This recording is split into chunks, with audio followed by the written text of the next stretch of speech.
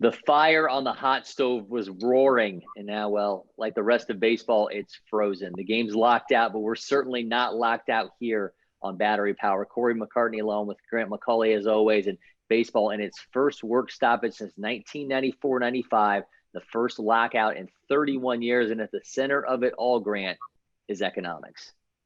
Yeah, and it has to be. I mean, there's no other reason to stop a sport like this and grind it to a halt in one of what I think was one of the most exciting, if you want to call it, signing periods in Major League Baseball, at least in recent memory. I mean, a lot of other sports have that kind of fun where it's the race for everyone to sign these big contracts. Baseball is getting a little taste of that, and I think fans were enjoying it, to be honest with you. I know I sure was. So this is a wait-and-see approach. It's a cat-and-mouse game. It's all the other cliche things you want to say. But at the root of it, yeah, it's the economics, and it's one side not wanting to give any more than they have to the other side. But I think we can track this thing back, not just to this CBA or the last CBA, but maybe even the one before that, where the players really, I don't think, seem to hold on to things that they needed to and see it all the way through. And now I think they're asking for some things back from owners. And if you've ever been in a situation financially where you don't have the leverage or you don't have the leverage you need in order to make that happen, but you're trying to make something come together and bargain in good faith and all those other things, it becomes a very precarious position and not something that gets done overnight or very quickly. So it is going to be that wait and see approach, unfortunately, for fans.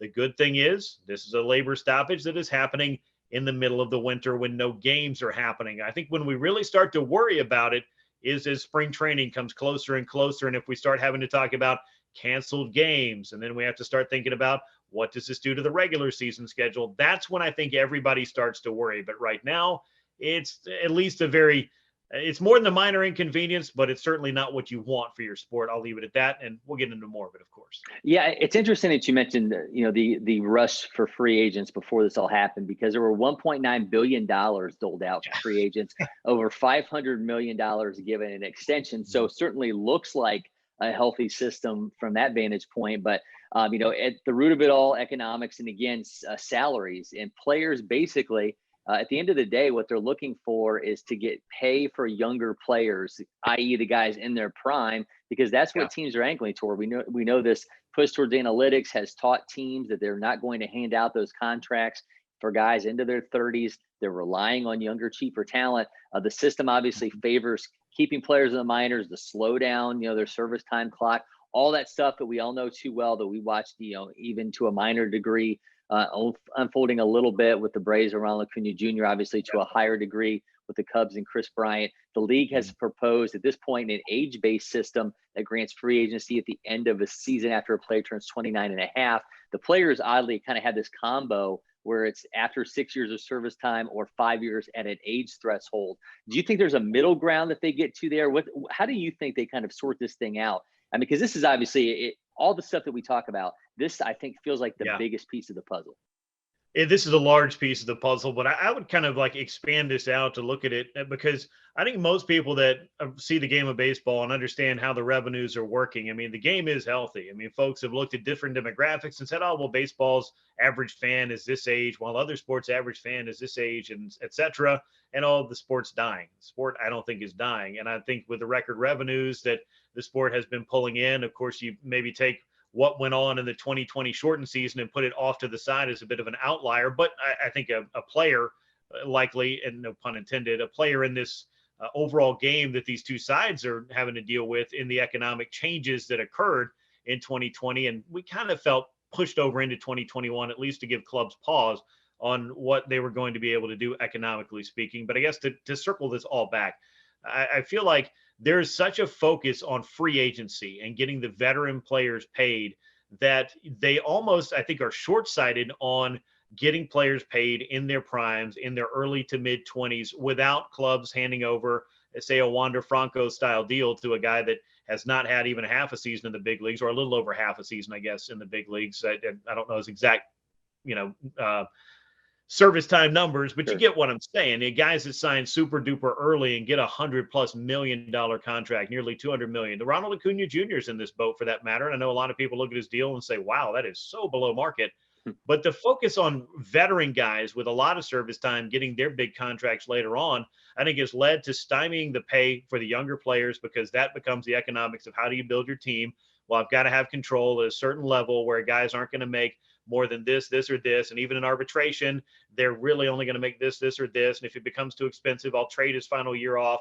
But also, you look at the cap on draft spending. You look at the caps that are imposed on international spending. There's a lot of young players that aren't getting paid, and then older players that are. And I think that the focus on the free agency bonanza really misses the point, because so few players truly ever get to sign that huge $100 million, $200 million, $300 million contract that most people think of when you do think of free agency. And that being said, and I went through a lot of different stats, and I don't know if we have enough time on this episode or the next three that would discuss, the percentage of players who are actually making the kind of money that many people might assume is lower than you would believe. So baseball has a top 1%. And that's what we're talking about when we think about the big free agency and the $1.9 billion we saw spent a week ago or whenever it was right before the lockout. So that to me kind of underscores the overall hill that they have to climb, is to figure out, and it may not be in one CBA, how do you spread this money out more evenly to where perhaps it creates a healthier sport? Because trust me when I tell you, the players deserve to get their piece here. The owners have their piece. There are so many different components that they have to cover here, is what makes me concerned for how quickly they can get this deal done. And that includes trying to make clubs more competitive, making sure that luxury tax dollars are spent on what they're supposed to, which is player payroll, in my opinion. And I think in the opinion of most fans, even the most average of fans, if you're getting money for not being good, but you're not paying into your payroll, what are you doing with that money? And that, I think, is something that is also on that table, that bargaining table that we're talking about. You don't want clubs, disincentivized from spending, and from maybe there needs to be a spending floor, maybe not a salary cap, maybe the two have to come together. I don't know how it looks. Maybe there need to be max contracts like other sports. There's a lot of different things to unpack, but baseball's union is very strong, and I don't see them giving a lot of these concessions without getting some serious things back from the owners on the other side of this. And well, that's why we find ourselves where we are. Yeah, it's interesting because baseball does have that 1%, right? You've got the Bryce Harpers and the, ultimately the Freddie Freemans of the world. And then you've got those guys who have their cup of coffee, and, maybe they're up, one or two times throughout a career. And then you've got those middle guys. I think of like a Jerry Blevins, a guy who, is up for a long extended period of time, but he's obviously never going to be a guy where you're talking about, a six-figure contract. And it's like, how do you make sure that you take care of all three of those sides of it? So certainly, we know there's an emphasis on that young talent. And obviously, when you're trying to emphasize young talent, the best way to make sure that you get really good young talent is by being bad enough that you have them fall into your lap. And obviously, there's a big issue with tanking. We know that, teams rebuilding, limiting payroll.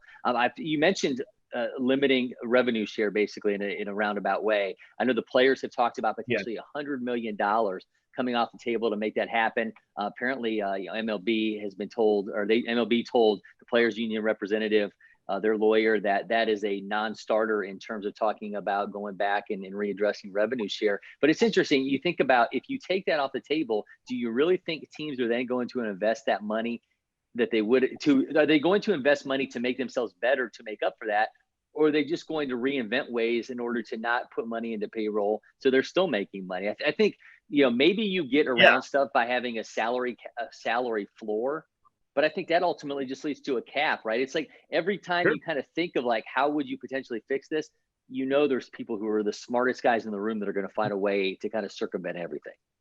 Well, here's another thing I'll throw in there, and I think you made a lot of great points there. And the thing is that you and I can have a great discussion here and spend 20, 30 minutes talking about it, sizing it all up. And then we can wait 5 or 10 minutes. Another report will come out and let us know a list of other things these two sides don't agree on. But one thing that's long bothered me, and I don't know that it's going to go away in this particular CBA, but is the free agent compensation that involves draft picks. Because think about clubs like, I've been bad for a number of years, but I know that I need to, and I'm going to use the Rangers, for example, go out and sign Corey Seager, and I'm going to sign Marcus Semien, and I'm going to sign John Gray, and I'm going to sign this guy, or this guy, or this guy. And if they all have qualifying offers attached, and I'm not speaking in specifics, but I'm just trying to use some recent players, or the Seattle Mariners for that matter, who went out and signed Robbie Ray and may sign more guys and bring in more talent.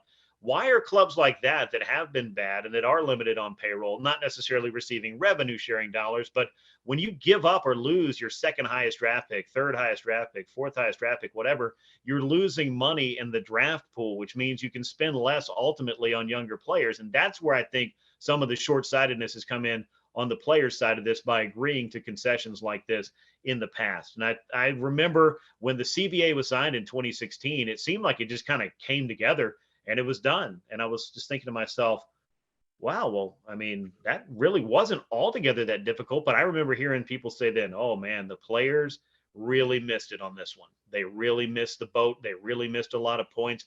They really gave up a lot. They really didn't fight for the things they should have been fighting for. I've been reading those articles for 5 years. I've had discussions with people over the last 5 years connected to the player side and also people that worked in the team on the team side. And just, I'm not surprised that we're where we are. I don't know how exactly you get out of it, but I also don't think it's a doomsday scenario for baseball because it's within the best interest of both sides to get this deal done, keep growing this game, and figure out a way to get the games happening without actual loss of scheduled contests. And that ultimately, you know, I don't know if draft lottery is something you want to start talking about. If you want to combat tanking, that obviously happens in other sports. There's a lot of different ways and a lot of different things you could put in play here, but one or both sides may look at it, and to use that word that you said earlier, as a non-starter in negotiations because, oh, I'm not interested in giving that up, or I'm not interested in making a deal unless I get that. There's going to be some of that, and they're going to have to figure out a way to get through it. Yeah, I think anything you mentioned the lottery, anything you can do to basically avoid guaranteeing teams that 100 loss seasons are going to end up giving them future stars. I mean, that's what you've got to get away from, right? I mean, that's where if I got to start spending, why am I losing players that I could also be building with if I'm a team that is perennially not good? Like, how do you?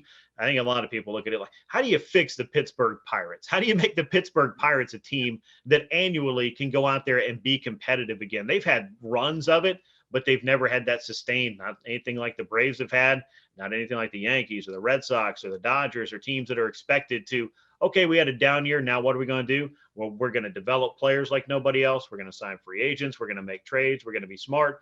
Now we're going to tear the whole thing down and trade our best player every 3 years and start from scratch and lose 105 ball games and try to get the top pick in the draft again. And then, you know, what is it? Lather, rinse, repeat, I guess, is the way that it's kind of gone up there. And outside of a few wild cards, it has not really been bearing fruit for Pittsburgh, but they've been accepting that money, that revenue sharing money, and that has not led to a bigger, higher payroll and a reversal of their fortunes. Park's still pretty though, right? You can always hang your. Oh, it's beautiful. And isn't that one of the great shames of the whole thing is that maybe the most beautiful park in any sport, and they're just not able to create a sustainable winning model. The expanded postseason, we know this is coming into play from both sides here. The league wants this convoluted 14-team postseason that includes a bye for the best teams and then some kind of like, you know, I want to see some WWE promos with this, you know, where you come out and choose your wild card opponent, which is just borderline crazy. The league has lumped into the DH, by the way, into their postseason expansion. The players are angling for a 12-team playoff that includes divisional realignment. I think it's really worth bookmarking this topic, though, because I go back to this, what happened a little over a year ago. Before this season started, the league sold the rights to a round that did not exist to ESPN. So they have, this is basically, of all the bargaining chips, this is the one to me that the players hold this over the league because they've already, as part of their 22 deal with ESPN, they've already built it in that this round is going to be televised. So the players know this has to get done in some way, shape, or form. I think it's really interesting that they tie the DH to this because they know the league knows the players want the DH. So you take this nugget that they want. On the flip side, the players know that the league has to do this because ESPN has money invested into it. It's certainly an area where you feel like there's major pressure to get things done, and the union is all too aware of that. And let me throw in a long-term thing. When I think about expanded playoffs, I think Major League Baseball, not only has it been doing well enough to really put to bed the idea that the sport is dying that some people have thrown out there for a long time. If anything, I think the sport needs to expand, and I think it needs to have 16 teams in both leagues. I think it needs to have 4 divisions of 4 teams apiece, And maybe you have wild cards on top of that. Maybe there are some buys for division winners. I mean, I got ideas too, but I don't know that anybody's going to knock on my door and say, hey, how would you fix it? And how do we get a team in Nashville and Portland or Montreal and pick a place, and where do we go from there? That's a whole nother set of negotiations. But I do think that the league is actually ripe for expansion. And then you throw in on top of everything else that I think would be in the best benefit or in the best interest of both of these clubs would be getting rid of these blackouts. But then you can't do that because of the cable money that's attached to that and the exclusivity that some of these cable companies want and some of those things. There are so many different things that I think both sides need to have a united front on, or sit down and come up with a united stance on that would make the game better. And that's just one of them I'm thinking of right off the top of my head, because honestly, Corey, I think you and I are going to have a lot of time to talk about some of these ideas and not only play our what if with the Braves franchise history, but hey, what if baseball would do this? Wouldn't that be great? And I think a lot of people are doing that right now. And this is the time, and these are the events that are usually going on when people start thinking about ways that they can fix the game or reasons why they think the game is irrevocably broken.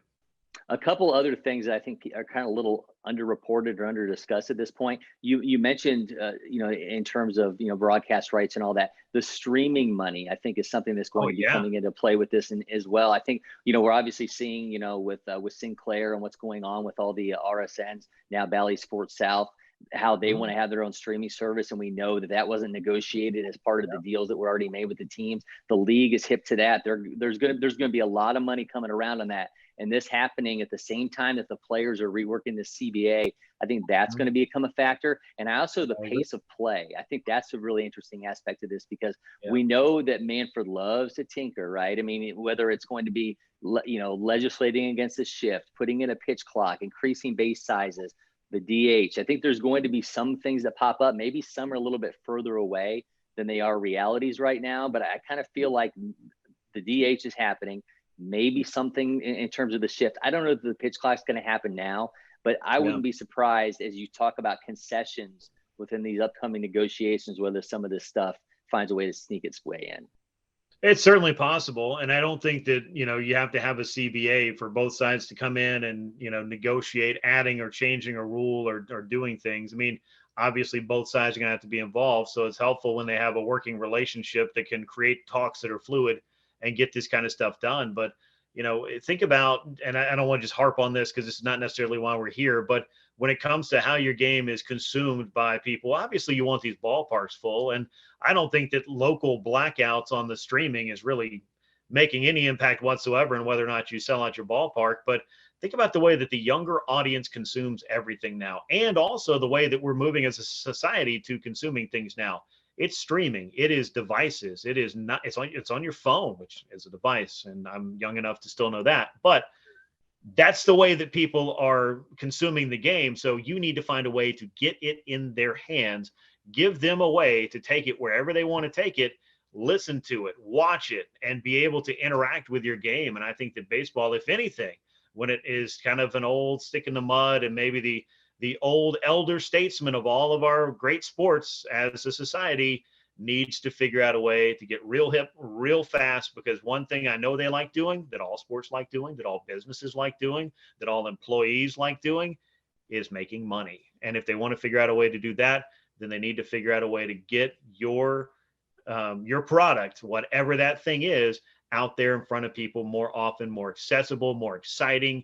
And those are things that I think can be done, because I think we're in an exciting time in baseball history. I really do. Even if we need to figure out some different rules changes and the game grows and evolves as it always does. It's not what you and I grew up on, but man, it ain't that far away. It's still 9 guys on the field. It's still 3 outs in an inning, 27 outs in a game. If you can't decide it then, you go to extra innings, you figure out a way to win, and then you wake up all over again, do it again tomorrow. I think that's the beautiful thing about baseball. It's a lot like life. There's another game tomorrow until there's not. Well, you go to the Braves website, any team's website right now, all the rosters are blacked out. The only information on there is of the historical nature. But the one good thing you can say about the lockout right now, and you mentioned this, Grant, we're in no way, shape, or form at this point worrying about whether it's going to impact the upcoming season. So certainly a long ways to go, but still some positives in the storyline. There are no major league roster moves or talks with free agents during the lockout. Sorry, Braves country, that Freddie Freeman wait is going to have to continue. Some interesting rumors with the Braves before last week's lockout. Chief among them concerns the first base market. A Dodgers reporter noting that he had heard from people close to Freeman that he's becoming impatient with the Braves and that the Dodgers are expectedly pushing hard. Still the industry belief and lots of praying in and around Braves country that Freeman comes back. But also of note is that the Braves have reportedly checked in on the A's Matt Olson, and they've also, per the Athletics' Ken Rosenthal, explored the possibility of signing free agent first baseman Anthony Rizzo. The preference is obviously still on keeping Freeman in an Atlanta Braves uniform, Grant, but your thoughts on those potential fits if he does happen to move on? Well, I got 2 words for you. Due diligence. That's what I think all of that is. I really feel like if you're Alex Anthopoulos, while you're working, hopefully feverishly or whatever pace, guess not feverish because they could have done this a while back if these two sides could have agreed to terms. But if you're working diligently towards getting that done, you also have to do the fair amount of research on what if this does not happen, because another club could change the complexion of what these negotiations look like. Now that you're not talking about an extension, you're talking about re-signing a player who has reached free agency. This was a gambit of sorts, I think, for the Braves as an organization. I don't think that this was necessarily Alex Anthopoulos' preference that, you know what we should do? We should wait this thing out and see if Freddie Freeman gets to free agency, then see how he's feeling about the fact that we had all the chances that we wanted to, but we didn't want to. And now what does that mean? And where are we all going to unpack our feelings a little bit later? But look, it's a business. And while there's going to be feelings for both those sides, and obviously fans are passionate about it, and they should be, I still think it's in the best interest of Freeman and the Braves to continue their partnership. But it's going to involve a very reasonable and competitive offer from the Atlanta Braves that is in line with what Freeman has done for this franchise in his decade plus here, including and not limited to winning an MVP and helping lead your club to a World Series. So does that make the price go up? I don't know. But does it solidify perhaps whatever Freddie Freeman was looking for prior to the 2021 season beginning?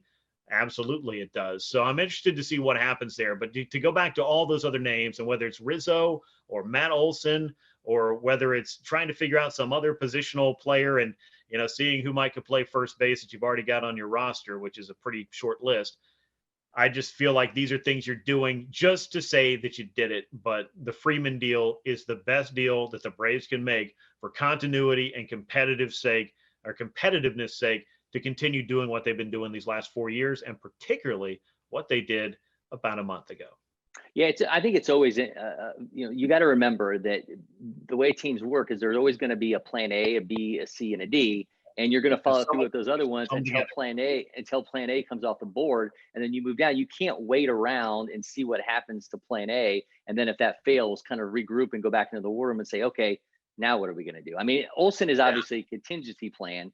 But, I think he's interesting because it would be a pricey one, because you think about, along the way, we know that the longest time the Braves were building up prospect capital, and think of these names: Colby Allard, Joey Wentz, Bryce Wilson. They've still never gone and given up a prospect in any of these deals that they've made these past few years where it made everybody cringe and think, oh man, that's the one that might end up biting us. I think if you want Matt Olson, who's due a projected $12 million in arbitration with 2 years of control, that's going to be the way it happens for a guy going into his age 28 season. On the flip side of that, though, Rizzo, I've mentioned Rizzo as a fallback option before. The one thing I'll say about him is you're not giving anything up. Obviously, if you can't keep Freddie Freeman and you don't want to go out and spend that prospect capital on Matt Olson, the interesting thing with Rizzo, though, is MLB trade rumors had him projected for a 3-year, $45 million deal. I mean, he's 32 years old. I can't see them going 3 years on a guy who's 32 years old if you're not going to go ahead and give a guy around the exact same age the money that he wants to keep him in here and know he's playing at an MVP kind of level. I get, like, once in the last 10 years, he's been below 112 weighted run created plus, and that was the pandemic shortened season. To me, I think if you were to let him go and that's what you go, it would feel like a letdown. But certainly Olson would be a very interesting maneuver. I just can't see this being the move where they end up giving up that prospects capital. But again, as you mentioned, this is all due diligence. You've got to go out there and do that, which is, I think, what makes this next rumor even more, I don't know if I say head scratching, but at least it's Well, something that you have to kind of get into. And that's Carlos Correa. And obviously, you know, the shortstop that we know has offered a 5-year, $160 million deal from the Astros. Mark Berman from Fox 26 has said that the Braves have been in contact with him. We know Carlos Correa is not a first baseman. This would include some gymnastics. Maybe Austin Riley goes to first base. You've obviously got Dansby Swanson. This one, I think, Grant, kind of lends itself to maybe something other than just doing due diligence. Yeah, I don't know that I put a whole lot of credence in this being something where this is a pursuit that the Braves are going in with the same degree that other clubs that need a shortstop are probably going to go after a Carlos Correa if they're in that derby to pay him the kind of, you know, monster contract that he's going to be looking for. That's going to, I would imagine, if you're Carlos Correa, based on what you've done in your career and what you have to offer, and hopefully the tread you have left on your tires, to go out there and really establish yourself as a true superstar for, you know, a decade plus. I wasn't sure that he really done all that in Houston. And still, I go back and look at the numbers, and some years it's kind of underwhelming. But if you look at what Francisco Lindor got from the New York Mets, I would imagine Correa is looking at that and saying, I'm as good as he is. I'm better than he is. I was better than he is last year, whatever the case is. And I'm not saying he's wrong. Every player should have that belief in himself. But to kind of get back to the Braves, I don't feel like this is a move that they would be mulling if they weren't in some way, shape, or form interested in ponying up some pretty serious cash to keep their MVP, their franchise player, the leader of their World Series club that beat the Houston Astros, that had Carlos Correa among other players there. So I don't see a whole lot into that. And when you go back and look at this first base thing, just to kind of put a nice bow on this, because I'm about to make a holiday shopping reference, you know, when you're talking about Freddie Freeman, you know, you're talking about shopping at Neiman Marcus. When you're talking about Matt Olson, maybe it's not quite Neiman Marcus, but, you know, it's somewhere in the neighborhood of one of those other anchor stores in the mall. But when you start talking about an older player who's not performing at the same level, I'm not saying we're going to Five Below, but we're kind of getting into the home goods area, which is a wonderful store with some great deals. And maybe that ultimately helps you make the payroll that you need to make. But I'm hoping that none of these contingency plans and none of these other gifts that are being purchased and placed under the tree with a tag on them that says first base for the Braves has any other name than Freddie Freeman on it. And I'll just leave it at that. Yeah, I feel like, you know, if you're going after Correa, it's because there was a breakdown with Freddie Freeman, right? He became completely priced out of what you were willing to do, that you feel like you had to go, or there was some, you know, hurt feelings along the way. It just doesn't make sense, you know, I think for a variety of reasons. And, you know, obviously everyone is hoping that the Braves can keep Freddie Freeman and hoping for an end to this lockout. Still a long ways from the season being in jeopardy again, but expect this to be a scramble when the work stoppage does end. We're going to see some names fly off the board in a hurry, and would anticipate the Braves are at that point. We're going to be very quick to pull the trigger and make sure that they return their former MVP into the confines of Truist Park. And we'll be right here with you every step of the way on Battery Power. So if you have not done so already, go to the Talking Chop YouTube channel and turn on those notifications. Make sure you get an alert every time that we drop a new episode. Until next time, I'm Cory McCartney. He's Grant McAuley. Thanks for watching, and we'll see you in next time, Braves Country.